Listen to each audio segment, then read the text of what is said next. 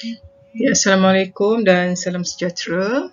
Okey, kali ini cikgu akan terangkan aspek pengolahan idea bagi tajuk olahan atau perkembangan idea. Apakah yang dimaksudkan dengan olahan idea ataupun perkembangan idea? Okey, olahan idea atau perkembangan idea ini adalah merupakan proses mengubah rupa asal sumber ilham secara slow motion. Okey, secara ditambah atau dikurangkan. Tambah atau kurang dalam setiap lakaran transformation, itulah yang dipanggil perkembangan idea. Okey, dalam bahasa seni visual disebut penggayaan. Okey, maksudnya gaya dia yang berbeza. Okey, boleh tambah atau kurang, itulah dipanggil perkembangan idea. Proses mengurangkan imej dan menokok tambah imej untuk menghasilkan idea lakaran supaya terhasil satu motif yang baru. Okey, tajuk nombor 8 adalah olahan ataupun perkembangan idea tipografi. Okey, untuk tajuk ni, cikgu nak kamu menghasilkan 3 set tipografi. Okey, set yang pertama adalah nama makanan sumber ilham yang kamu pilih.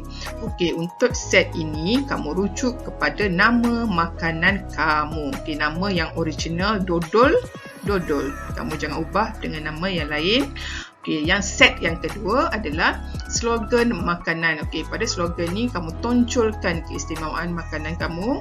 Okey, bagi tahu ayat yang best lah daripada slogan ni.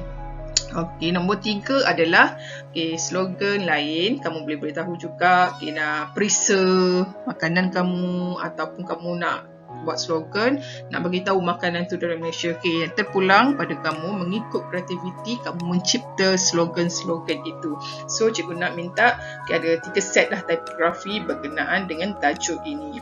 Okey, kamu boleh menggunakan bahasa Inggeris ataupun dwi bahasa. Okey, memandangkan produk kamu ini akan dipasarkan di pasaran antarabangsa. Okey, minima untuk setiap set tipografi ini adalah satu set tu kamu perlu buat 4 olahan. Satu set tipografi ini kamu perlu minimanya adalah 4 olahan. So 4, so ada 12. Okey, minimanya 4. Kalau kamu nak buat 2 set untuk yang ni, so kamu boleh buat 8. Okey, satu set tu adalah 4 olahan. Okey, muka type adalah merujuk kepada huruf, nombor ataupun tanda baca. Manakala kalau disebut tipografi, dia adalah merujuk kepada teknik pemilihan dan penyusunan muka type. Okey, beza muka type dan juga tipografi.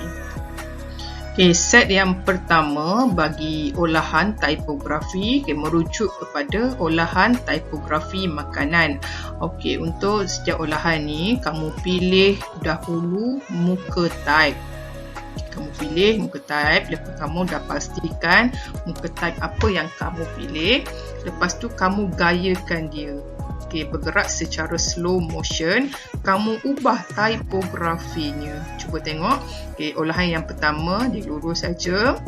Lepas tu olahan yang kedua dia sudah berubah. Okay, inilah dipanggil perkembangan idea. Okay, ada anak panah. Okay, yang ketiga bergerak secara slow motion. Okay, dia menjadi tipografi yang lain. Okay, tapi muka type-nya adalah sama.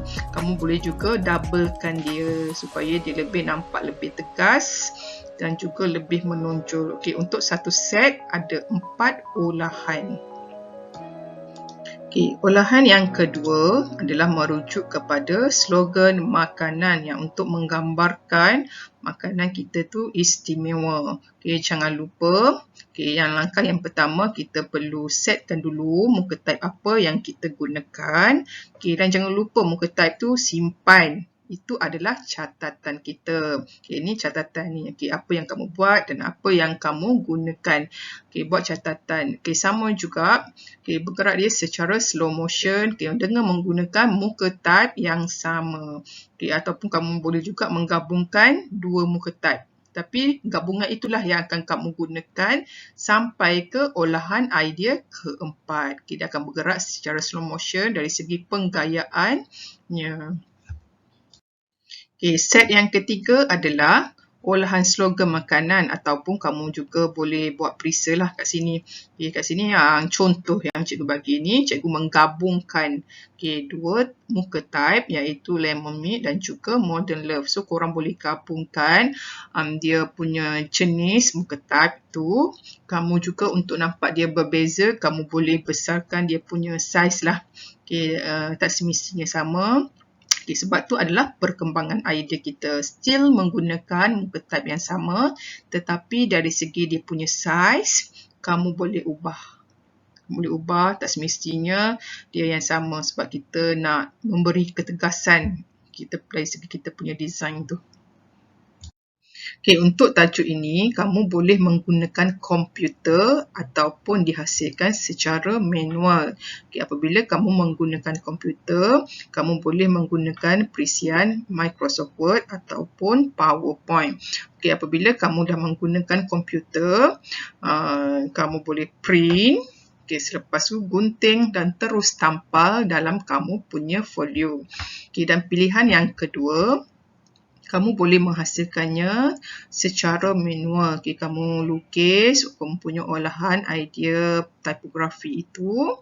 Okay, lepas tu dah lukis. Okay, untuk kelihatan lebih kemas, okay, cikgu nak kamu ikut menggunakan pen ataupun marker supaya lebih kemas.